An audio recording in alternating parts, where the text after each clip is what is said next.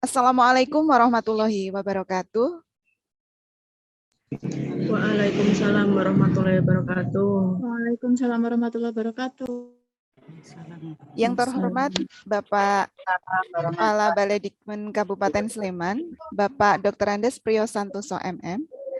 Yang kami hormati para pembicara pada pagi hari ini, yang pertama adalah Bapak Rohmadi MPD, selaku Ketua MGMP Bahasa Jawa SMK Kabupaten Sleman.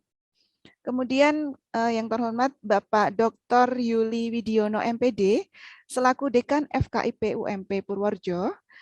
Kemudian ada Bapak Dr. Joko Sukoyo MPD, selaku dosen Universitas Negeri Semarang, serta Bapak Ibu peserta webinar yang kami muliakan.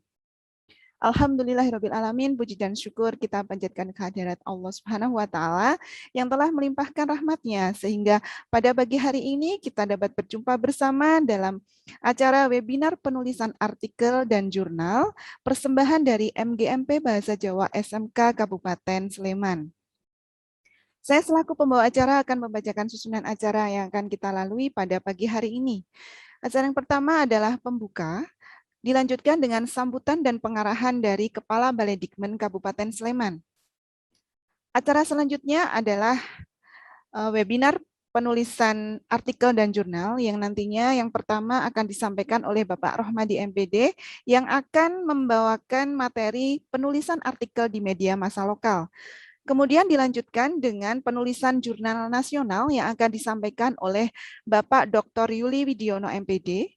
Kemudian yang terakhir adalah materi penulisan jurnal internasional yang akan dibawakan oleh Bapak Dr. Joko Sukoyo MPD, yang nantinya akan dimoderatori oleh saudara kita yaitu Bapak Firmansyah SPD. Bapak Ibu yang kami muliakan, marilah kita buka acara webinar penulisan artikel dan jurnal pada pagi hari ini dengan membaca doa menurut agama dan keyakinan masing-masing. Berdoa, mulai.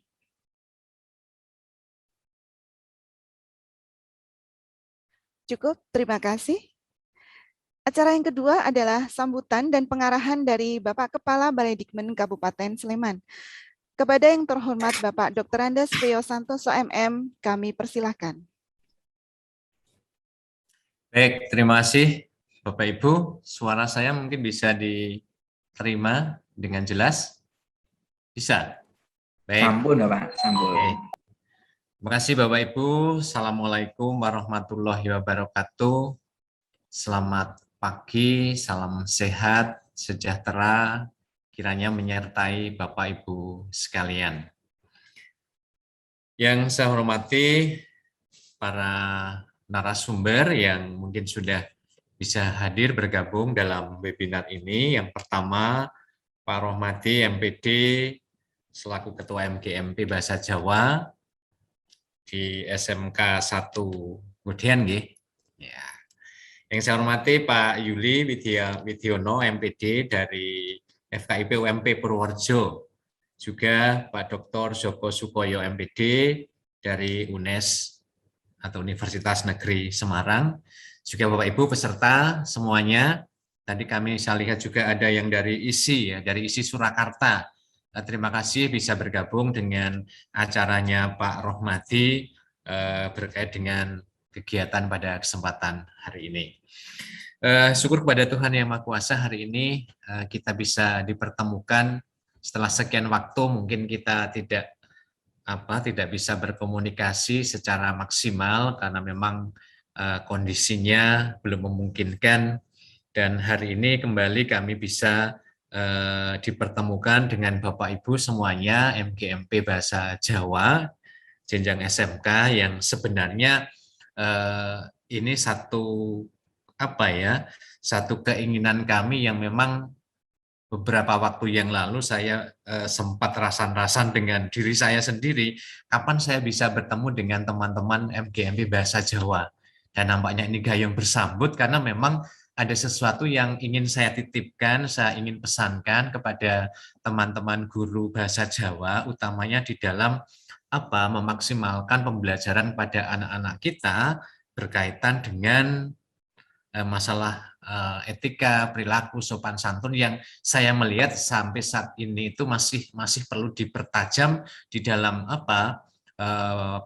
penyampaian ataupun juga di dalam pemberiannya kepada anak-anak itu, biar anak itu mempunyai bekal yang lebih baik lagi di dalam mereka melaksanakan kegiatannya baik di dalam lingkungan formal maupun non formal di tengah-tengah masyarakat. Ini yang sebenarnya ingin kami sampaikan. Karena ada beberapa pengalaman yang memang saya sangat prihatin dengan kondisi anak-anak saat ini. Nah, kalau ini kita bisa maksimalkan, sehingga harapan kami ke depan itu anak-anak itu tidak hanya cerdas dengan dari sisi kompetensinya, tapi juga punya etika dan perilaku yang memang seharusnya dimiliki oleh mereka. Karena bagaimanapun, apalagi kalau di SMK ini kan sekarang ini kita banyak bicara budaya kerja begitu ya.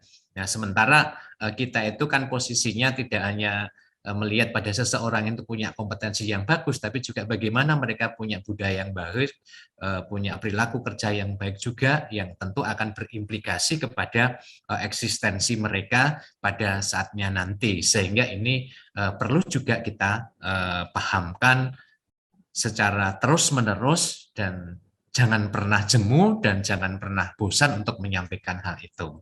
Nah, apa yang menjadi keprihatinan itu nanti akan saya sampaikan belakangan. Cuman yang pertama, ini saya tentu sangat mengucapkan terima kasih dan memberikan apresiasi pada MGMP dan seluruh pengurus juga anggotanya hari ini bisa bangkit kembali. Ya.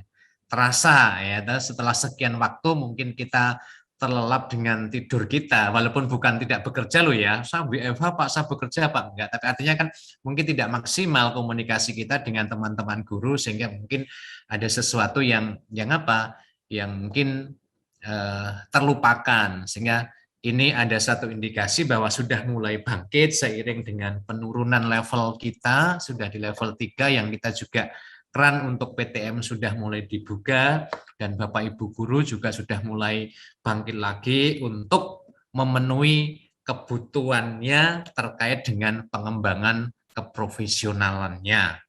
Artinya saya katakan ini sebagai kebutuhan, bukan kewajiban ya.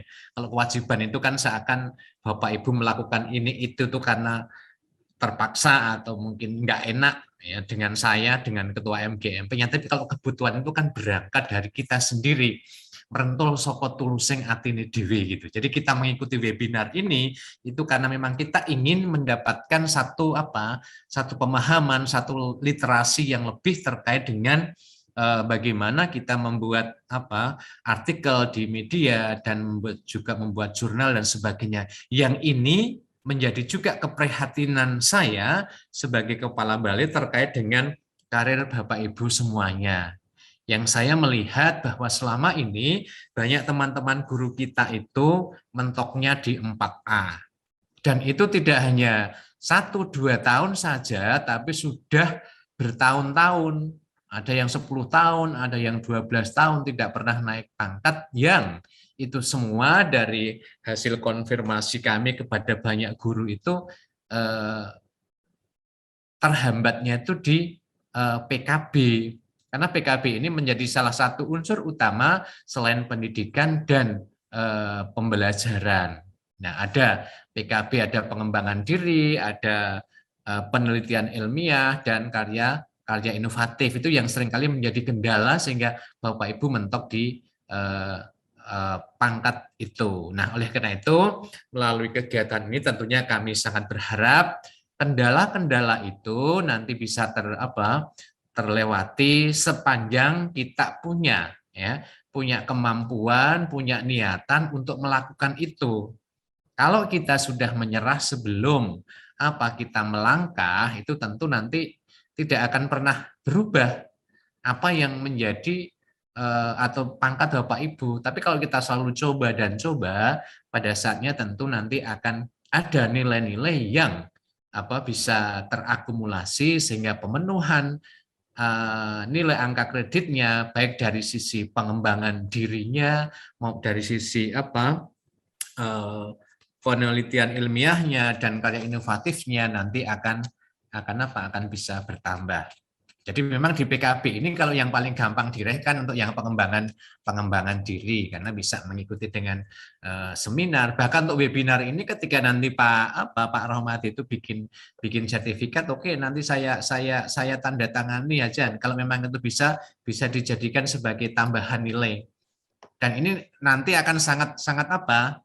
Jadi nyun sewu ini karena ini juga negeri swasta, mungkin untuk tidak terlalu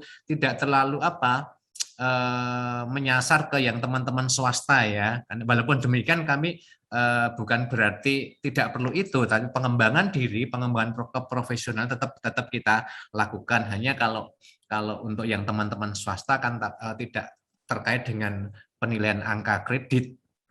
Tuh, tapi untuk teman-teman yang guru yang lain yang pada umumnya yang perlu itu, tolong hal ini jangan dianggap sebagai sesuatu yang sulit, yang kemudian kita itu pesimis.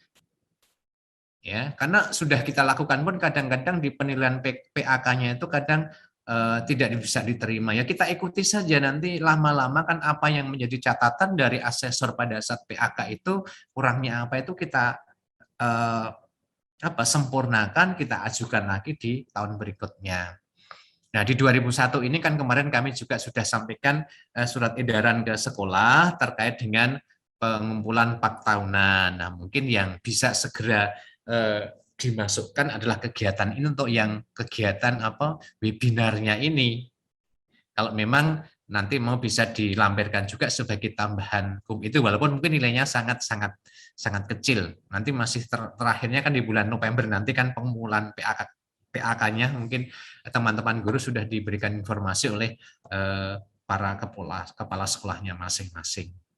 Jadi harapan kami Bapak Ibu, jadi kemarin memang Pak Ketua MGMP Pak Rohmati pernah bilang bahwa beliaunya kan juga sering membuat karya tulisannya di media-media lokal gitu kan. Nah, itu sebenarnya bagi teman-teman yang lain, kalaupun memang lisensinya itu ada di Pak Rahmati, penjenengan kirim saja materi ke Pak Rahmati, nanti honornya itu yang ngambil penjenengan, nanti Pak Rohmati dapat kumnya gitu kan. Jadi saling menguntungkan gitu ya. Kalau bagi Bapak Ibu teman-teman yang mungkin yang tidak perlu kum, ya udah tulisan itu mau disampaikan ke Pak Rahmati, nanti biar diterbitkan tapi atas namanya Pak Rahmati ya. Penjenengan yang dapat honornya, saya nggak ngerti honornya berapa dari media lokal itu, mungkin 1 juta atau berapa ya, atau mungkin lebih. Bahkan kalau membuat buku kan mungkin nanti bisa juga dapat royaltinya gitu kan. Tapi sama-sama penjenengan dapat dan Pak Rahmati itu nanti yang dapat nilainya untuk PAK-nya. Jadi saling berbagi dan itu mungkin bisa lebih cepat semuanya, tidak merasa dirugikan. Nah, ini jadi melalui kegiatan ini terima kasih sudah menghadirkan teman-teman narasumber dari FKIP Purworejo, juga UNES Semarang. Semoga ini nanti Bapak Ibu bisa mengikuti dengan sebaik-baiknya dan kemudian ada niatan untuk menindaklanjutinya. Jadi kegiatan ini tidak akan pernah berarti ketika kita hanya berhenti sampai di sini. Tetapi tentu kami berharap ada satu tindak lanjut, ada satu action yang sebenarnya juga untuk kepentingan Bapak Ibu sendiri dalam rangka pengembangan keprofesionalan berkelanjutan. Tentu banyak hal yang kita bisa ambil manfaatnya, di samping juga untuk kepentingan kita, dan melalui tulisan itu tentunya juga akan bisa memberikan manfaat bagi banyak orang yang membacanya, dan juga bisa jadi dijadikan acuan di dalam oleh orang-orang yang lain untuk melakukan aktivitas atau berkarya yang lebih ke depan lagi. Itu harapan kami yang pertama Bapak Ibu yang terkait dengan PKB ini. Jadi ini memang menjadi keprihatinan kami semuanya, kita semuanya, kepada semua guru itu rata-rata kan berhentinya sampai di situ. Rata-rata guru itu 4A, mending 4A, tapi kalau yang masih 3B ke 3C itu kan kalau itu nggak mulai dicoba dari sekarang nanti sampai pensiun ya cuman gitu saja, nggak akan pernah naik pangkat.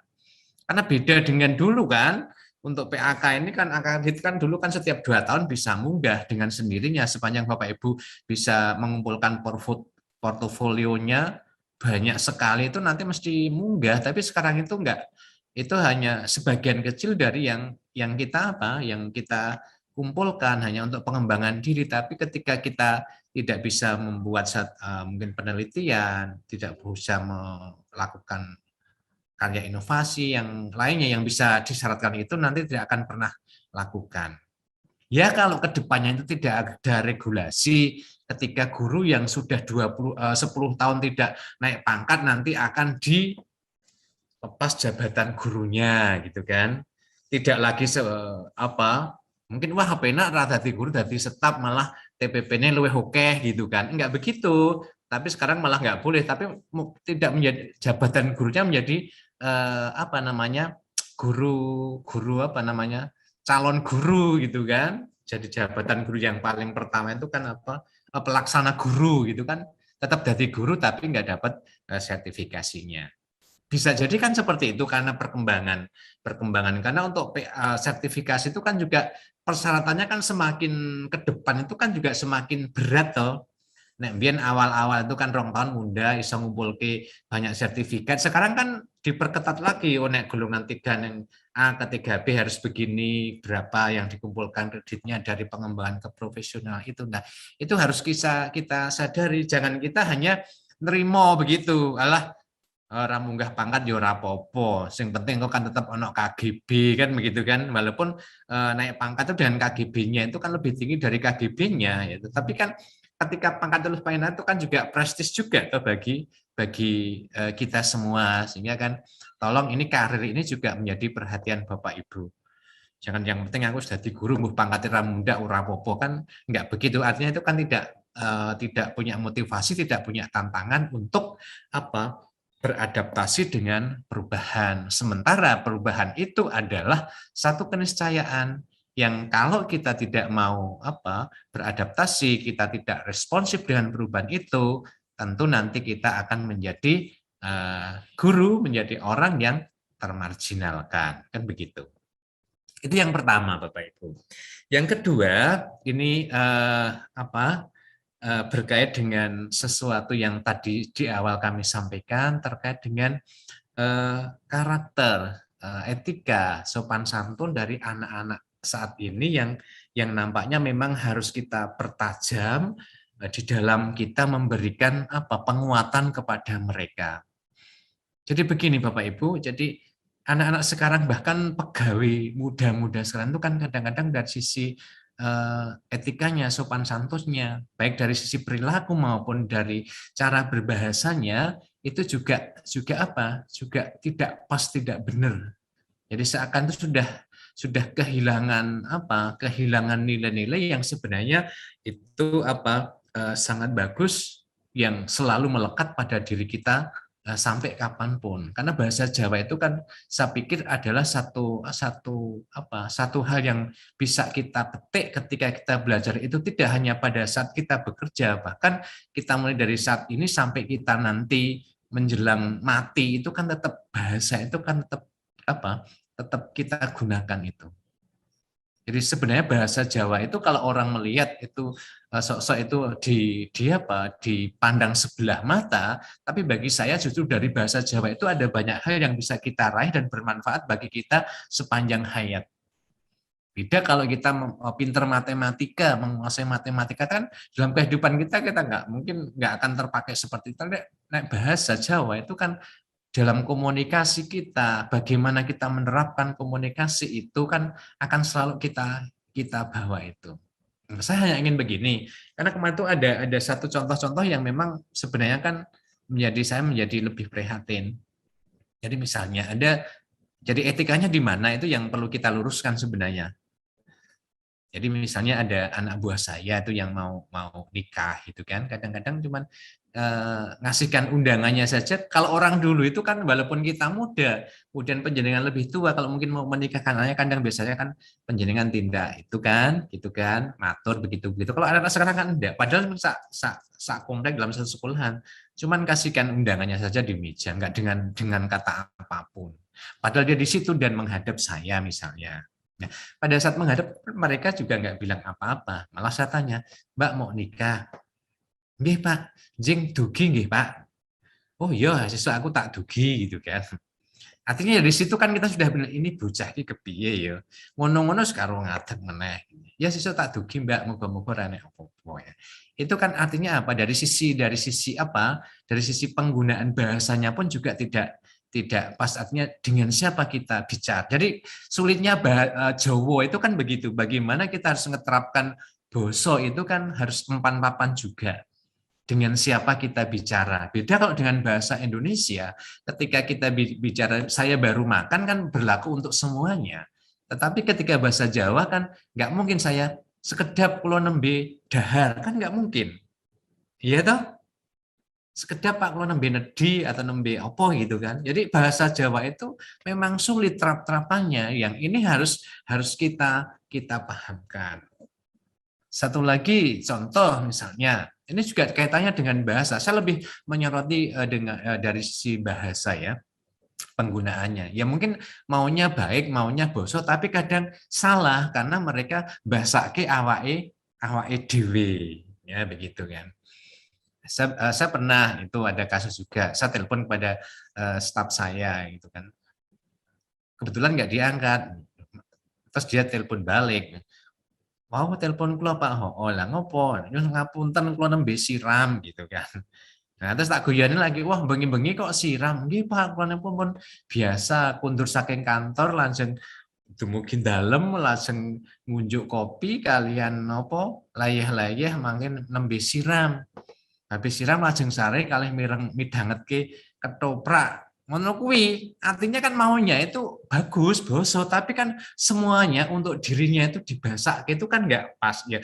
Ya kalau ketanggar orang yang nggak ngerti itu kan mungkin dianggap biasa, tapi bagi kita yang ngerti, apalagi guru bahasa Jawa melihat seperti itu kan mestinya kan kepingin ngandani begitu, walaupun mungkin kita juga nggak secara langsung di depan banyak orang, oh ngomonganmu salah orang menunggu kan begitu. Nah ini sebenarnya yang ingin saya titipkan kepada Bapak Ibu semuanya, ini kan bisa kita amati di dalam keseharian kita pada anak-anak kita, karena kadang-kadang anak-anak kita itu kan sekarang itu nek di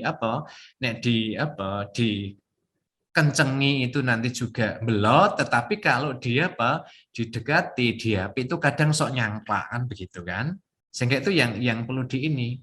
Jadi saya kira yang paling bisa untuk mengendalikan perilaku etika itu adalah guru bahasa Jawa, itu lebih enak. Mungkin diajak apa, kita ngomong-ngomong, dari keseharian pun pengamatan itu bisa dilakukan. Kadang ada anak-anak dipanggil guru ke ruang guru gitu kan juga gejejer nang ngarepe meja ngadeg, terus ngomongnya apa, atau bahkan kalau yang sudah dekat ya nggak pernah boso kan begitu kan.